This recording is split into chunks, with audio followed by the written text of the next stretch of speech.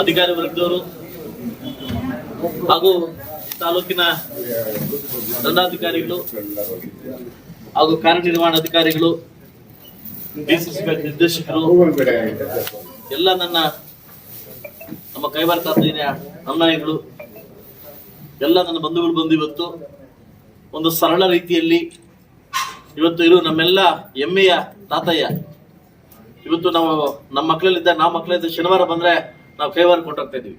ಯಾಕಂದ್ರೆ ಆ ಒಂದು ಕ್ಷೇತ್ರಕ್ಕೆ ಹೋಗಿ ಅಲ್ಲೇ ಊಟ ಮಾಡ್ಕೊಂಡು ಬೆಟ್ಟಕ್ಕೆ ಹೋಗಿ ಪಾರ್ಕ್ ಹೋಗಿ ಬರ್ತಾ ಇದ್ವಿ. ಇವತ್ತಂತ ಮಹಾನ್ ಭಾವನ ಒಂದು ಚರಿತ್ರೆಯನ್ನ ನಮ್ಮ ತಾಲೂಕಲ್ಲಿ ಒಂದು ಸಿಂಪಲ್ ಆಗಿ ಅರ್ಥಗರ್ಭಿತವಾಗಿ ಇವತ್ತು ಆಚರಣೆ ಮಾಡ್ತಾ ಇದೀವಿ. ಬಹುಶಃ 300ನೇದು ಅಂತ ನನಗೆ ಅನ್ಸುತ್ತೆ ಆಚರಣೆ ಮಾಡ್ತಾ ಇದೀವಿ. ಇವತ್ತು ಬಹುಶಃ ಆತ ಕೊಟ್ಟಿರ್ತಕ್ಕಂಥ ಕೆಲವು ವ್ಯಾಖ್ಯಾನಗಳು, ಕೆಲವು ಏನ್ ಬಂದಿರ್ತಕ್ಕಂಥ ಕೆಲವು ನುಡಿಗಳು, ತಾತ ಹೇಳ್ತಕ್ಕಂಥ ಎಲ್ಲವನ್ನು ನಡೆದು ಬಂದಿದೆ ಅಂತಕ್ಕಂಥ ನಾವು ಒಂದು ಇದಿದೆ. ನಮಗೆ ಕಥೆ ಹೇಳ್ತಾ ಇದ್ರು, ತಾತ ಏನ್ ನುಡಿತಾ ಇದ್ರು ಅದೆಲ್ಲವನ್ನ ಆಗ್ತಾ ಇದೆ, ಆಗಿದೆ ಅನ್ನೋದನ್ನ ಒಂದು ಚರಿತ್ರೆಯಲ್ಲಿ ಬರ್ದಿದ್ದಾರೆ. ಬಹುಶಃ ಅಂತ ಮಹಾನ್ ಭಾವನ ಇವತ್ತು ಆಚರಣೆಯನ್ನ ತುಂಬಾ ಸಿಂಪಲ್ ಆಗಿ ಆಚರಣೆ ಮಾಡ್ತಾ ಇದೀವಿ.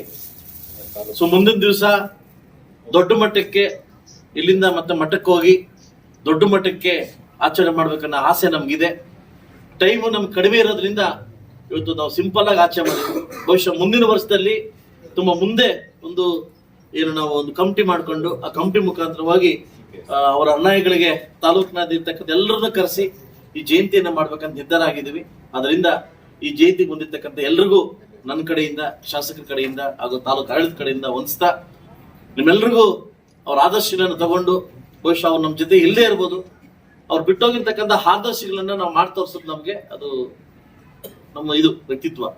ಸೊ ಅದರಿಂದ ನಮ್ಮ ತಾತಯ್ಯನವರ ಏನವರು ಬಿಟ್ಟೋಗಿರ್ತಕ್ಕಂಥ ಆದರ್ಶಗಳನ್ನ ನಾವು ಮುಂದೆ ಪಾಲಿಸ್ಬೇಕಂತ ಹೇಳ್ತಾ ಅವಕಾಶ ಕೊಟ್ಟಿದ್ದಕ್ಕೆ ಎಲ್ಲ ನನ್ನ ಪ್ರಮುಖ ಅಧಿಕಾರಿಗಳಿಗೂ ಹಾಗೂ ಎಲ್ಲ ನಮ್ಮ ಮುಖಂಡರಿಗೂ, ಇಲ್ಲ ನಮ್ಮ ಬಲಜಯ ಸಂಘದ ಎಲ್ಲರೂ ಮುಖಂಡರಿಗೂ ನನ್ನ ಕಡೆಯಿಂದ ಶುಭಾಶಯ ತಿಳಿಸ ನನ್ನ ಮಾತು ಮುಗಿಸ್ತೇನೆ.